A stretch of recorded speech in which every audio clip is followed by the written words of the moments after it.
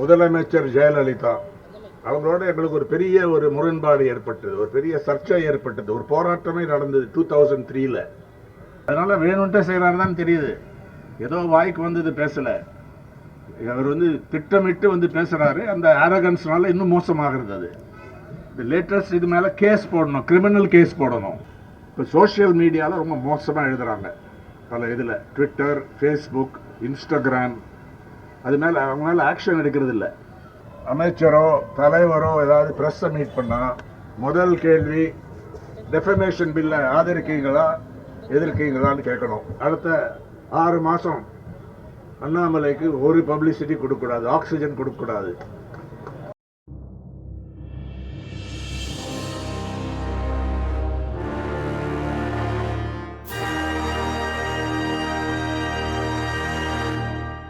எல்லாருக்கும் வணக்கம், நன்றி.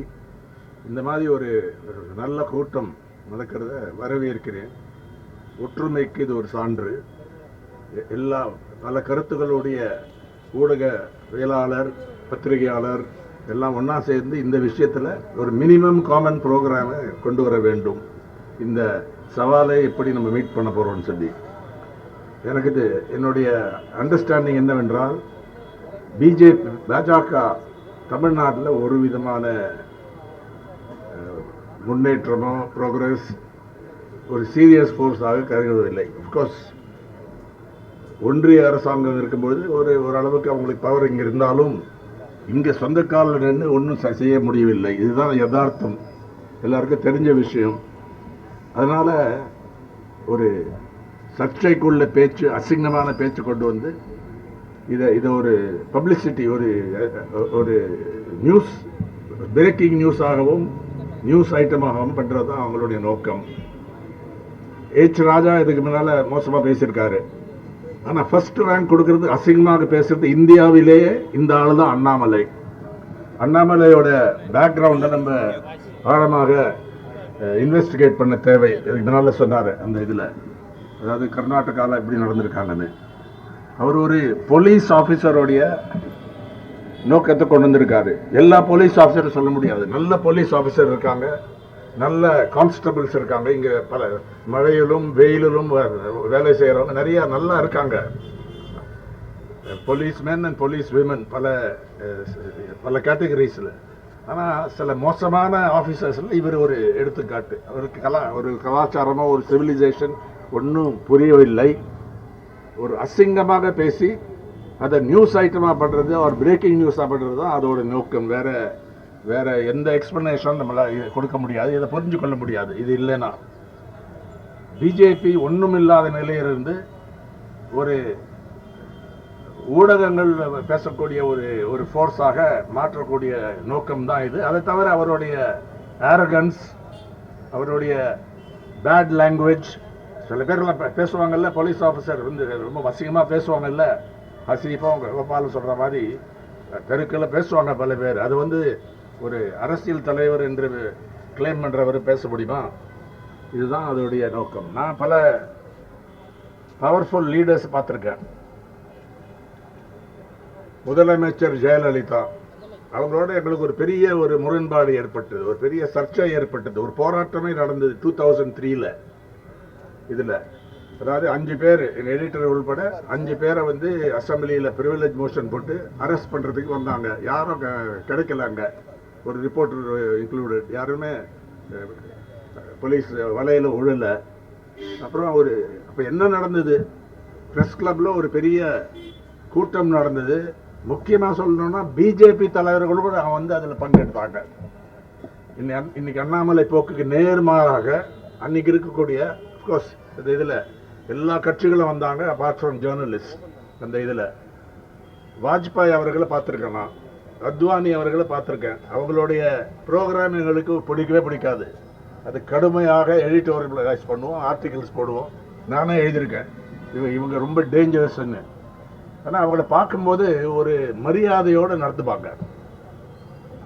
குறிப்பாக அத்வானி அவர்கள் இந்த ரத் யாத்திரா நடத்துவது பல மோசமான செயல்லாம் நடந்திருக்கப்போ. ஆனால் பத்திரிகையாளரோட பேசும்போது என்ன மட்டும் இல்லை, ஈவன் ஒரு ஒரு ரிப்போர்ட்டர், கரஸ்பாண்டன்ட், பல பேரோட, எங்கள் பியூரோ சீஃப் டெல்லியில் எல்லாரோடையும் ஏன்னா அவங்க ஒரு கலாச்சாரம் உண்டு. Whatever other problems are there. அதே மாதிரி வாஜ்பாய் பிரதமராக இருக்கும்போது ஹிந்துவுடைய 125th செலிப்ரேஷனு இங்கே வந்தார். அவர் என்ன ஃப்ரெண்ட்லி மீடியாவா அது? அன்னைக்கு பயங்கரமாக அந்த இதை எடிட்டோரியலில் எதிர்த்தக்கூடிய ஒரு பத்திரிகை. இது நானே அதை செய்திருக்கேன். பல பேர், வேற சில பேரும் அந்த மாதிரி எழுதியிருக்காங்க. அவங்க செய்கிற நல்ல செயலை பற்றி அதுக்கு பப்ளிசிட்டி கொடுப்போம், அதை ஆதரிப்போம். இதுதான் பத்திரிகையுடைய, ஊடகங்களுடைய தர்மம் என்று சொல்லலாம். இப்போ இங்கே ஜெயலலிதா சுப்ரீம் கோர்ட்டில் போய் ஒரு ஸ்டே வாங்கிட்டோம். ஒரு பெரிய ஆரம்பாட்டம் நடந்தது. என்ன செய்தாங்க? ஷீ ரிட்ரீட்டட். எல்லா கேஸையும் விட்ரா பண்ணி, அந்த ரெசல்யூஷனை விட்ரா பண்ணி இது பண்ணாங்க. ஆனந்த விகடனுடைய என்னுடைய சிறந்த நண்பர் பாலசுப்ரமணியம் அவர்கள், பன்னீர்செல்வம் சொன்னார், அவர் அரெஸ்ட் பண்ணும்போது ஒரு பெரிய எதிர்ப்பு ஏற்பட்டதுக்கு உடனே ரிலீஸ் பண்ணிட்டாங்க. அந்த இதில் அன்னைக்கு பல கொள்கை உள்ள இவங்கெல்லாம் ஆதரிச்சாங்க. சோ ராமசாமி வருவார், சாதாரண இந்த ஒர்க்கிங் ஜேர்னலிஸ்ட் வருவாங்க. எல்லாம் சேர்ந்து ஒரு யூனிட்டியோட செயல்பட்டதுனால தான் அந்த வேகம் கிடைச்சது அந்த எதிர்ப்புக்கு, அந்த இயக்கத்துக்கு. அதனால என்ன சொல்ல வரேன்னா, இது ஒரு எக்ஸப்ஷன், மோசமான எக்ஸப்ஷன். இந்த இதில் அண்ணாமலை இது ஒரு ரிப்பீட் ஒஃபெண்டர். இந்த இதில் புரியவில்லை. அதனால வேணும்ட்டே செய்கிறாருதான் தெரியுது. ஏதோ வாய்க்கு இது பேசலை. அவர் திட்டமிட்டு பேசுகிறாரு. அந்த அரகன்ஸ்னால இன்னும் மோசமாகிறது. அது இந்த லேட்டஸ்ட் இது மேலே கேஸ் போடணும், கிரிமினல் கேஸ் போடணும். இந்த லேட்டஸ்ட் ஸ்டேட்மெண்ட் வச்சு என்ன பதில் கொடுக்குறாருன்னு பார்க்கலாம். மன்னிப்பு கேட்பார கோர்ட்டில். ஆனால் அது செய்ய வேண்டியது அந்த இண்டிவிஜுவல் தான் செய்ய முடியும். கார்த்திக் எனக்கு நேற்று ஃபோன் பண்ணார். நான் அவர்கிட்ட சொன்னேன், இதை பற்றி யோசிக்கலாம், லாயர்ஸு கேளுங்கன்னு சொன்னேன். இந்த இதில் அவரால் வர முடியல. அதுக்கு நான் தான் காரணம். ஏன்னா நான் ஊரில் இல்லை. அதனால ஹசீஃப் அவர்கள் எல்லாரும் வரக்கூடிய, அவர் வர முடியல, அந்த டேட்டை மாற்றினார். அதனால நான் அதை ஒத்துக்கொள்கிறேன். என்னால் தான் கார்த்திகை செல்வன் இங்கே வர முடியல. இதில் இப்போ சோஷியல் மீடியாவில் ரொம்ப மோசமாக எழுதுகிறாங்க. பல இதில் ட்விட்டர், ஃபேஸ்புக், இன்ஸ்டாகிராம், அது மேலே அவங்க மேலே ஆக்ஷன் எடுக்கிறது இல்லை. அவங்களுக்கு ஒரு மெஷினரி இருக்குது. டிஸ்இன்ஃபர்மேஷன், டிஸ்இன்ஃபர்மேஷனுக்கும் மிஸ்இன்ஃபர்மேஷனுக்கும் ஒரு வித்தியாசம் இருக்குது. மிஸ்இன்ஃபர்மேஷன் என்றால் தவறான இன்ஃபர்மேஷன். அது பல பேர் நம்மளே செய்யலாம், பல தடவை திருத்திக் கொள்ளலாம். வேணும்ன்ட்டு செய்கிறதில்லை. அதுக்கு மோட்டிவ் கிடையாது, வேணும்ன்ட்டே இது அவதூறு செய்யணும்னு சொல்லி. டிஸ்இன்ஃபர்மேஷன் என்றால் வேணும்ன்ட்டே ஒரு ஹேட், பொய் சொல்கிறது, ஹேட்டை வளர்க்கிறது, ஜென்ரேட் பண்ணுறது, அதை வெப்பனைஸ் பண்ணி மில்லியன்ஸ் ஆஃப் பீப்புள் அவங்களுக்கு சேரக்கூடிய வகையில் அதை பரப்புவது, வளர்ப்பது. இதுதான் அதோடைய நோக்கம். அது செய்கிறாங்க. அதனால் இன்னைக்கு என்ன செய்ய வேண்டும் என்று பார்க்கிறோம். அதுக்கு முன்னால் நேசப்பிரபு அவர் லேட்டஸ்ட் இது பழிச்சிடுவாருன்னா தகவல் அப்டேட் குணா சொன்னார். வேணும்ன்ட்டு அட்டாக் பண்ணுறாங்க, சித்திரவதை பண்ணுற மாதிரி. இது ஒரு பேட்டர்ன் தான் இந்தியாவில். சில சிபிஜே, கமிட்டி டு ப்ரொடெக்ட் ஜேர்னலிஸ்ட்ன்றவங்க ஒவ்வொரு கேஸையும் போட்டு ஒரு டேட்டா பேஸ் வச்சுருக்காங்க. அதில் நான் இன்னைக்கு போய் பார்த்தேன். 2004 யூபிஏ பீரியடுக்கும் பிஜேபி பீரியடுக்கும் கம்பேரிசன். 2004 2013 மட்டும் 11 ஊடகவியலாளர் படுகொலை செய்யப்பட்டாங்க. வெறும் கான்ஃப்ளிக்ட்ல மரணம் அடைஞ்சவங்க இல்லை. வேணும்ன்ட்டு அவங்களுடைய வேலையினால, அவங்களுடைய எழுத்துனால, இல்லை அவங்களுடைய வீடியோனால, அவங்களுடைய டிவி ஒர்க்னால, நியூஸ் சேனல்ஸ் செய்கிறதுனால கரப்ஷனை இன்வெஸ்டிகேட் பண்ணுவாங்க. கிரிமினல்ஸுக்கு எதிராக இன்வெஸ்டிகேட் பண்ணுவாங்க. அவங்களை குறி வைத்து இது பண்ணுறக்கூடிய இதில் 11 பேர். அது மோசம்தான். இவங்க காலத்தில் என்னாச்சு? இப்போ தான் அந்த புள்ளி விவரத்தை பார்த்தேன். 2014 2024 மட்டும் 19 பேர். எல்லாத்துக்கும் பிஜேபி காரணம்னு நான் சொல்ல மாட்டேன். பல மாநிலங்களும் நடந்திருக்கு, வேற ஆக்டர்ஸும் அதில் இருந்திருக்காங்க. ஆனால் இந்த ஆட்சியில், பிஜேபியோடைய ஆட்சியில், இந்தியா ஒரே நாடு, ஒரே ஓட்டு, ஒரே லாங்குவேஜ் எல்லாம் சொல்கிறாங்கல்ல, அதனால அவங்களுடைய ஆட்சியில் அதை கிட்டத்தட்ட டபுள் ஆயிருக்கு இந்த இதுல. அது மட்டும் இல்ல, 20 வருஷம் ஆனா கூட இந்த கேஸ் வந்து முடியவில்லை பல கேஸ்ல. அதனாலதான் CPJ, committee to protect journalist, global impunity index என்ற ஒன்று டெவலப் பண்ணியிருக்காங்க. அதாவது பத்திரிகை ஊடகவியலாளருக்கு மர்டர் பண்ணலாம், உங்களுக்கு ஒரு கான்சிக்வன்ஸும் வராது. இம்பியூனிட்டிக்கு என்ன தமிழ்ல? இம்பியூனிட்டிக்கு என்ன வருது? பாதுகாப்பு. குற்றம் செய்யலாம், சட்டம் நம்மளை, அந்த சிஸ்டம் நம்மளை பாதுகாக்கும். அதுதான் தண்டனை கிடைக்காம உங்களுக்கு கேள்விப்பட்டிருக்கீங்க. அதனால இந்த நேசப்பிரபு அட்டாக் பண்ணவங்க அட்டெம்ப்டட் மர்டர் தான், மோசமான காசிங் கிரீவஸ் இன்ஜுரி பல செக்ஷன்ல இருக்கு. 2 பேரை கைது பண்ணிருக்காங்கன்னு கேள்விப்பட்டோம். இது ஒரு சீரியஸாக எடுப்பாங்க. இது குவிக்காக இந்த கேஸை டெவலப் பண்ணி அவங்களுக்கு தண்டனை கட்டாயமா இருக்கும். யார் அவங்க பின்னால, இந்த ரவுடிகள், இந்த கொலைக்காரர்கள் பின்னால யார் இருக்காங்கிறத கண்டுபிடிக்க வேண்டும். இதுதான் நம்மளுடைய போலீஸ் டிபார்ட்மெண்ட்டுக்கும் தமிழ்நாடு அரசாங்கத்துடைய பொறுப்பு. அதை வந்து கவனிப்போம் நம்ம எல்லாம். எந்த அளவுக்கு பண்றாங்க, எங்கேயாவது யாராவது ஷீல் பண்றாங்களா லோக்கலா, இல்லை போலீஸ் சரியா நடைமுறையில் வரலையா, இதெல்லாம் வந்து பார்க்க வேண்டும். அதில் கன்சிஸ்டண்டா இருக்கட்டும். அதுதான் நாங்கள் இதில் கலைஞர் இருக்கும்போது, இப்போ ஜெயலலிதா பற்றி முடிச்சிடுறேன். முதலமைச்சர் ஜெயலலிதா இருக்கும்போது கடுமையாக விமர்சனம், கொஞ்சம் கோபம் வரும், சில நடவடிக்கை அவதூறு வழக்கு போடுவாங்க. ஆனால் நம்ம அதை எதிர்த்தால் வாபஸ் வாங்கிடுவாங்க, ரிட்ரீட் பண்ணுவாங்க. அதுக்கப்புறம் ஒரு பழகுவாங்க. அவ்வளோ powerful leader, senior most leader Kalaignar. எனக்கு நிறையா கோபால் அவர்களுக்கும் எனக்கும் நிறையா அனுபவங்கள் உண்டு. அவரோடைய பேசி, ஃபோனில் பேசுறது, சில நேரம் கடுமையாக எடிட்டோரியல் எழுதிடுவோம் திமுக இதை பற்றி. அன்னைக்கு கலைஞர் முதலமைச்சராக இருக்கும்போது ஒரு தடவை வந்து ஃபோன் பண்ணி கிட்ட காத்தால, இன்னும் இவ்வளோ ஸ்ட்ராங்காக எழுதிட்டீங்க, நீங்கள் சஜஸ்ட் பண்ணுறது, எடிட்டோரியல் சஜஸ்ட் பண்ணுறது தான் நான் வந்து பண்ணியிருக்கேன் அப்படின்னு உடனே அவர் பார்த்தா கம்ப்ளீட்டாக மாறிடும். ஏன்னா அவர் ஒரு எழுத்தாளர், ஒரு ஜேர்னலிஸ்ட். அதான் அதோடைய நியாயம், அதுதான் அதோடைய தர்மம், அதுதான் அவருக்கு புரியும். நான் வந்து எனக்கு என்னோட ரைட்ஸ், என்னோட உரிமைகளை ப்ரொடெக்ட் பண்ணுறதுக்கு எனக்கு அது ஒரு கான்ஸ்டியூஷனில் இருக்கு. அதே மாதிரி நீங்கள் என்ன விமர்சனம் பண்ணால் உங்களுக்கும் உரிமை இருக்கு. 100% அது இல்லைன்னா கூட 95% அந்த அப்ரோச் தான் இருக்கும் கலைஞருக்கு. சில தடவை கோபம் வரும், ஆனால் நீங்கள் பேசி அதை ரீசன் பண்ணி பேசினா இருக்கும். இந்த அனுபவங்கள்லாம் எங்களுக்கு இருக்கு. இந்த சீனியர், இங்கே பல சீனியர் ஜேர்னலிஸ்ட் இருக்காங்க, அது பண்ணணும். எல்லாருக்கும் தெரிஞ்ச விஷயம், நான் திருப்பியும் அந்த டீட்டெயில்ஸுக்கு போக தேவையில்லை. இந்த ஆள் மேலே கேஸ் போடணும், கிரிமினல் வழக்கு போடணும், நானாக தான் போடுவேன். அதை வந்து சீரியஸாக எடுக்கணும். அது பண்ணாதனால தான் அவருக்கு இம்ப்யூனிட்டி இருக்கு இந்த இதில்.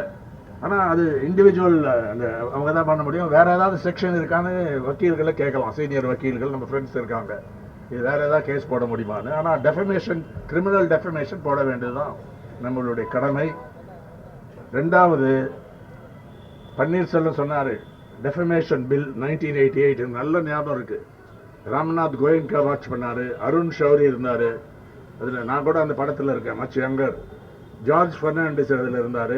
ஒரு பெரிய எழுச்சி ஏற்பட்டது அந்த இதில். Ramoji Rao editors guild president, அவர் வந்து ஈநாடுடைய ப்ரிப்பரேட்டர். அப்போ ரொம்ப அதில் ஆக்டிவாக இன்வால்வ் பண்ணி அந்த பில் வந்து, அந்த பில்லுடைய நோக்கம் என்ன, கிரிமினல் டெஃபமேஷனை இன்னும் மோசமாக, இன்னும் ஒரு சிவியராக மாற்றக்கூடிய ஒரு சட்டம், ஒரு டிராஃப்ட் பில். அதை எழுதுறதுக்கு அப்புறம் ராஜீவ் காந்தி என்ன பண்ணாரு, அவரை பற்றி அதை சொல்லலாம்ல, அவங்களோட ஒரு பேச்சுவார்த்தை நடந்து அந்த ஜேர்னலிஸ்ட் அதை பண்ணி அதை வாபஸ் வாங்கிட்டாங்க. ஆனால் அந்த பில் இருக்கும்போது நாங்கள் என்ன பண்ணோம், என்னுடைய கருத்து கூட அன்னைக்கு பிரதிபலித்தது. பல பேர் அதை பற்றி வேற சஜஷன் கொடுத்தாங்க. எந்த காங்கிரஸ் அமைச்சரோ தலைவரோ ஏதாவது பிரஸ் மீட் பண்ணா முதல் கேள்வி, டெஃபமேஷன் பில்லை ஆதரிக்கீங்களா எதிர்க்கீங்களான்னு கேட்கணும்.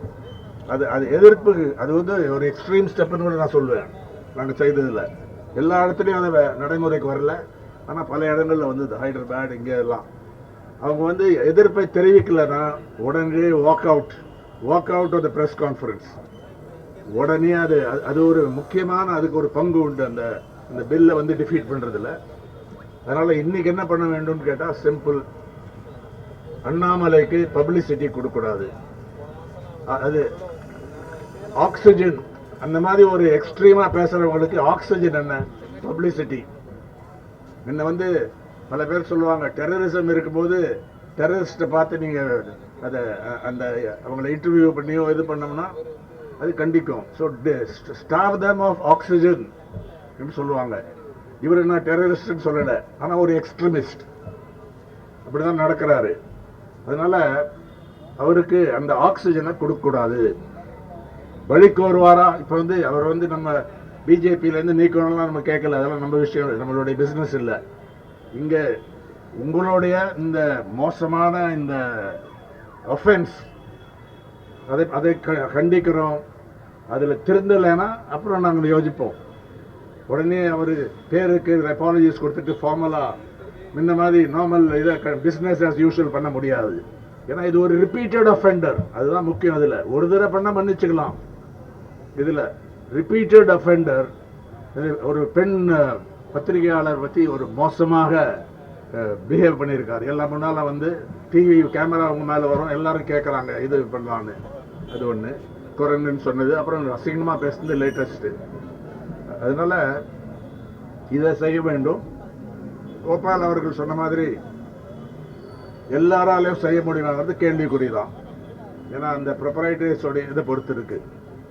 ஆனா பத்திரிகையாளர்கள் எல்லாம் யுனைட் பண்ணா எம்ப்ளாயர்ஸ் ஒன்றும் செய்ய முடியாது. இந்த இதுல பர்டிகுலர்லி சீனியர் பத்திரிகையாளர் செய்தார்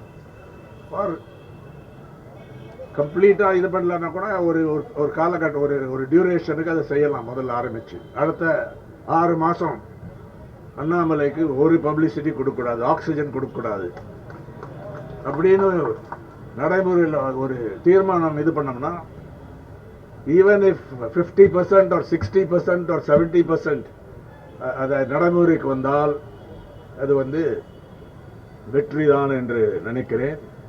அதே நேரத்தில் வேற அரசியல் தலைவர்கள், பிஜேபி தலைவர்கள் எல்லாரும் ரீசனபிளா இருக்கிறவங்க கிட்ட பேசி நம்மளுடைய உணர்வை, இந்த உணர்ச்சியை, இந்த தீர்மானத்தை கொண்டு போக வேண்டும். இது செய்தால் ஜெயலலிதாவால் நிற்க முடியல அகேன்ஸ்ட் இது, அவ்வளவு பெரிய லீடர். கலைஞர் அதை வேற மாதிரி இது பண்ணார். அத்வானி செய்யல, வாஜ்பாய் செய்யல, நரேந்திர மோடி கூட இன்னைக்கு அது பல நசுக்கிறாங்க. ஆனா நேராக இந்த மாதிரிலாம் பேச மாட்டார் இந்த இதுல பிரைம் மினிஸ்டர் மோடி. அதனால இது ஒரு அரசியல் நாகரிகத்துக்கு விரோதமான ஒரு செயல், வன்மையாக கண்டிக்க வேண்டும். But we also have to boycott. அந்த ஆக்சிஜனை அவருக்கு கொடுக்க கூடாது. செய்தால் நாளைக்கு என்ன செய்யறாருன்னு பார்ப்போம். தேங்க்யூ. இந்த வீடியோ உங்களுக்கு பிடிச்சிருந்தா ப்ளீஸ் லைக் அண்ட் ஷேர் பண்ணுங்க. மறக்காம எங்க சேனலை சப்ஸ்கிரைபும் பண்ணுங்க.